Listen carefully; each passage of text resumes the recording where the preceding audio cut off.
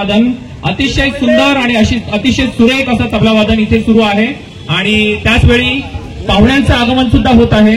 आगरी समाज उन्नती संस्थेला देण्यात येत आहे। सदर चेक मंत्री महोदयाकडे सुपूर्द करत आहेत डॉक्टर आसिफ गुलाब शेख।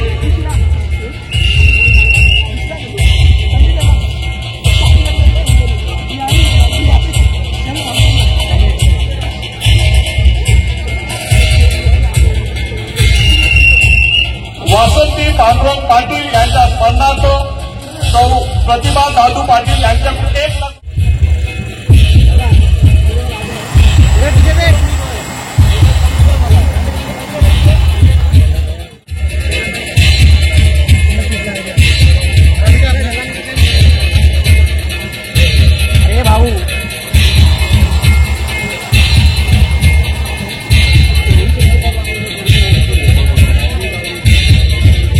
माजी राज्यमंत्री आगरी समाज उन्नती संस्था आयोजित आगरी संस्कृती व खाद्य कला महोत्सव वर्ष दुसरे या प्रसंगी उपस्थित स्थानिक आमदार श्री नरेंद्रजी मेहता, विक्रमगड विधानसभा मतदारसंघाचे आमदार श्री हरिश्चंद्रजी भोये, मीरा भाईंदरच्या माजी आमदार श्रीमती गीताजी जैन, माजी नगरसेवक आणि समाजसेवक आशिफजी शेख, संस्थेचे अध्यक्ष श्री रविदासजी पाटील, कार्याध्यक्ष श्री नरेंद्रजी पाटील, कोषाध्यक्ष श्री महेशजी म्हात्रे, उपाध्यक्ष प्रवीणजी पाटील, उपाध्यक्ष गजानन भुईर, उपाध्यक्ष शांतारामजी ठाकूर, सचिव हरेश पाटील, सचिव नवीन पाटील, श्री पवन पाटील, संस्थेचे एकत्रित पदाधिकारी, शहरातून या संस्थेच्या प्रेमापोटी आलेले सर्व सन्माननीय, तो भाजीमधून कधी सुरू होत नाही। नरेंद्रजी आग्रह जेवलात कधी का याने गीता जैन नरेंद्र मेहता कधी जेवू शकणार। आज ज्या भावनेतून काकांनी आपल्या मनातली सगळी जी इतिहासाची मांडणी केली त्यांनी सगळ्यांचेच आभार मानले आणि जी चांगली माणसं असतात ती माणसं आपल्या आयुष्यातल्या वाईट चांगल्या कालखंडामध्ये जे आपल्याला समोरून हात देतात किंवा पाठीमागून पुढे सरकवतात अशा लोकांचा उल्लेख केला तर भविष्य काळामध्ये ते कार्य सिद्धीत जाण्याकरता जास्त कठीण होत नाही।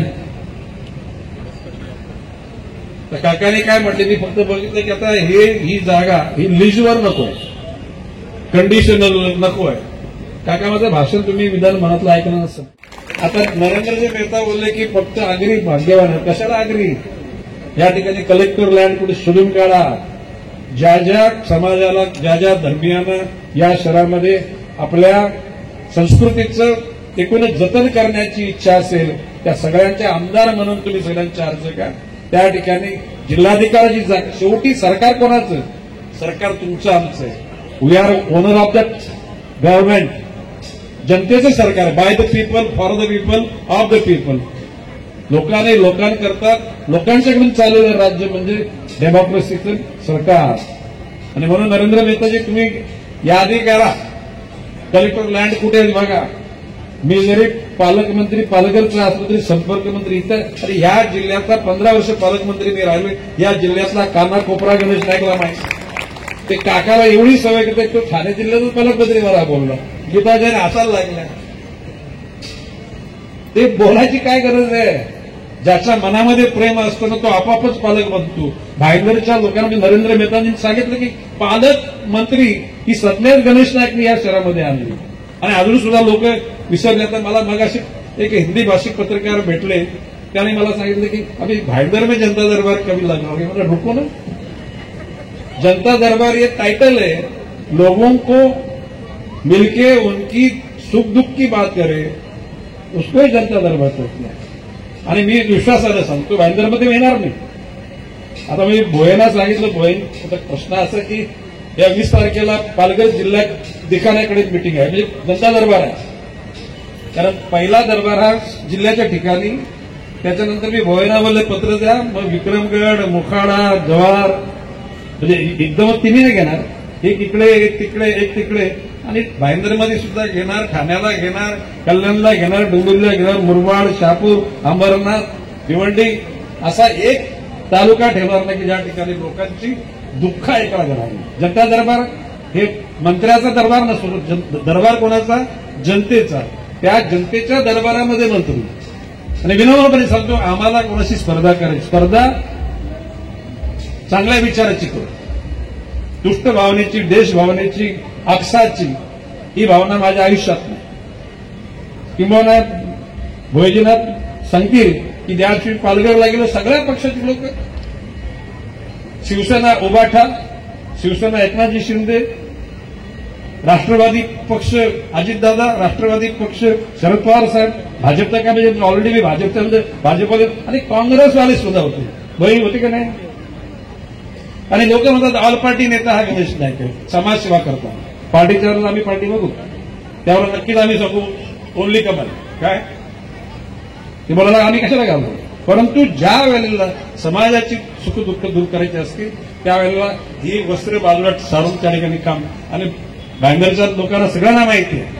आणि मी माझ्या निवडणुकीच्या वेळेला नरेंद्रजी मी काय बोललो की समोरच्या माणसाचं नाव घ्यायचं नाही, कुठल्याही उमेदवार त्यांनी काय टीका त्याचं उत्तर पण द्यायचं नाही. आपण काय केलं, काय कुठं काय करावं एवढंच सांगा. एवढ्याच गोष्टीवर एक लोकांना 1,42,092 लीड दिला. जर सगळ्या काही गोष्टी जर तिरक्या नसा झाल्या तर शिवसेनेत असताना मी 1995 साली 2,19,000 मतं पडली तरी 1,09,000 लीड होता. अशी गोष्ट तरी 2004 साली देशामध्ये ज्या कोणाला मतं दिली, राज्य रजवाड्यांच्या तरुणांना नाही 3,24,000 मतं पडली गणेश नाईक. किती? It's a history, it's a record of Indian assembly.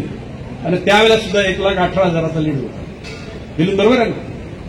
म्हणजे एकदा शिवसेनेमध्ये एकदा राष्ट्रवादी म्हणजे भाजपमध्ये यावेळेला करायचा विचार होता. म्हणजे आणि या महाराष्ट्रामध्ये वनमंत्री झालेलं एकटा मीच आहे, 2दा, पर्यावरण मंत्री 2दा, आणि दारू बंदीच्या खात्याचा नाही, दारू पिण्याच्या खात्याचा मंत्री मीच झालो. कुठल्या खात्याचा? दारू पिण्याच्या खात्याचा. ते कौतुकाची बाब नाही, परंतु लोकांनी मी सांगतो अभिमानाने सांगतो, त्या शहरातल्या मुसलमान, ख्रिश्चन, बौद्ध, जैन, शीख, हिंदू तर पर्याय दिला, या सगळ्यांनी धर्माच्या पलीकडे जाऊन माझ्यावर प्रेम केलं नाही, आज सुद्धा करतात. शेवटी प्रश्नाचं मी एक सांगतो की someone must live a life you understand meaning of the life. जीवनाचा अर्थ समजून जीवन जगा. अशी कटीपतंग सारखा जीवन जगण्याचा पैकी गणेश नाईक आहे. मी 75 वर्षाचा आहे काका, पण अजून तर फिट आहे. हा सगळ्यांचे आशीर्वाद.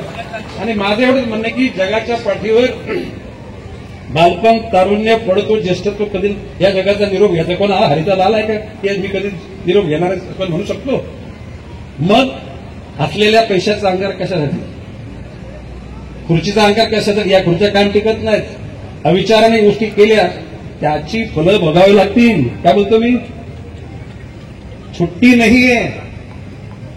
आता खरं म्हणजे मला या मूडमध्ये मला जायचं नाही, पण जी कर्म कराल त्या कर्माची फलं भोगायला लागतील. चांगली कर्म केली ती चांगली मिळतील, वाईट कर्म केली ती भोगावी लागतील.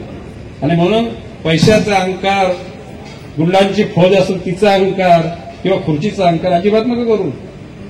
म्हणजे म्हणून मी मगाशी बोललो की या महाराष्ट्रामध्ये माझ्या इतक्या सिनियर पॉलिटिशियन ठाणे जिल्ह्यात नाही, महाराष्ट्रात पण ऍज ऑन टुडे आजच्या क्षणाला करंटमध्ये 4 वेळेला कॉन्स्टंट पालक म्हणजे कॅबिनेट मंत्री झालेला गणेश नाईक एकटाच आहे. एकटाच आहे. हे सगळे जे आहेत ते त्यांना म्हणजे हा कोणाच्या नशिबात लॉटरी लागते.